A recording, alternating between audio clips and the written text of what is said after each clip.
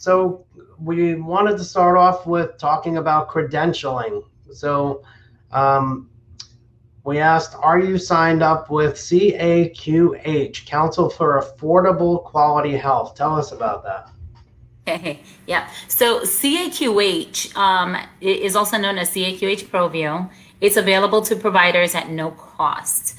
And it's not just a credentialing database. Most providers think, oh, okay, this is for credentialing. So the health plans can pull the data, my demographics from CAQH. It's also used as a source of truth for health plans for your demographics when they're going to put you in the provider directory.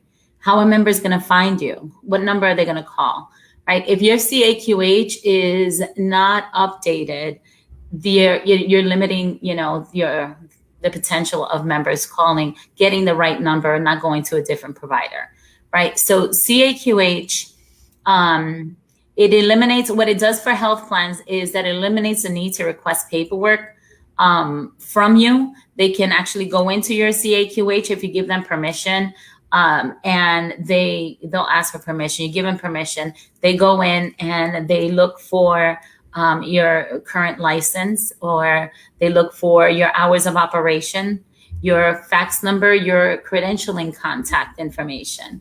A lot of times, there's a lot of turnover in provider offices, especially during COVID. Some members say, well, I got sick, I can't. So it temporarily, maybe you'll get somebody else, but temporarily you don't have the updated information in CAQH, and that, it can cost you, right? It can cost the provider because you're losing out, you're missing out on potential members calling you for services. And the truth is, with COVID, we as, the community, we need you. Right?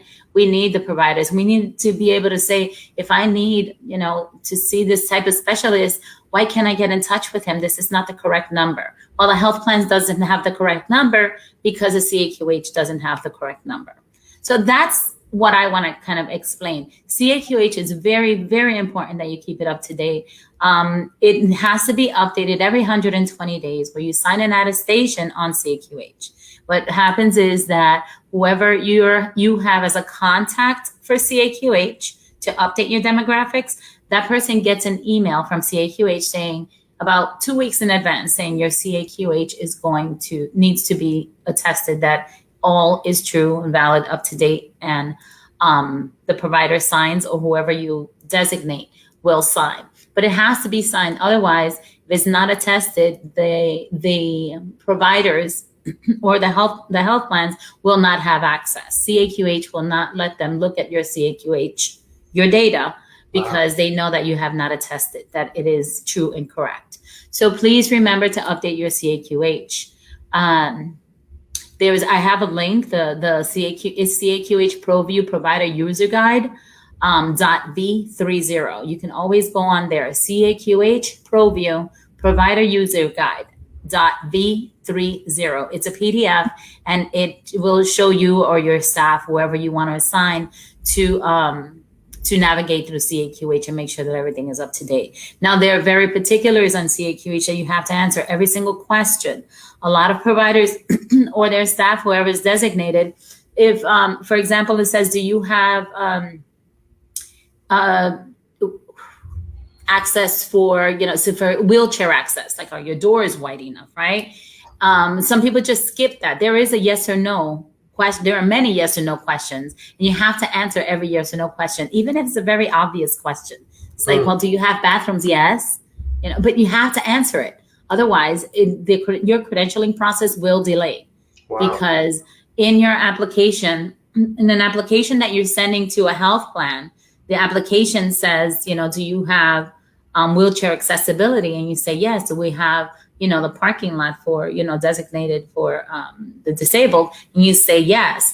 And they pull your CAQH, your CAQH doesn't match. They don't know which one is true because you just signed one, but the other one does not have the same information. So your credentialing will stop. And then you got to start the process all over again. So those are my suggestions. CAQH, very important. Keep it updated. Answer every single question. Your CV must be updated. have to have a CV in there. A lot of providers say, why? Well, it's just required. If you haven't, if you stopped working at one facility and started working at another, it has to be on your CV. So everything has to be updated every 120 days. Make sure that all demographics, all of your contact information is up to date. It's almost like, it sounds like a Yellow Pages ad, right? It's words. It has everything. It's like a directory, right? So if you don't update your information, people are not going to be able to find you, right? That is correct. And it's used by every health plan out there. So why would I want, not to have that updated? You want my phone number, right? You want my fax number. You want my contact information. If I have multiple practices, there's practice number 1, number 2, number 3, number 4, number 5. List all practices that you actually participate in, because then all of those will be listed in the directory. If it's not listed there, that health plan's directory will not have that location listed. Wow. And it's very important that's updated. Yeah.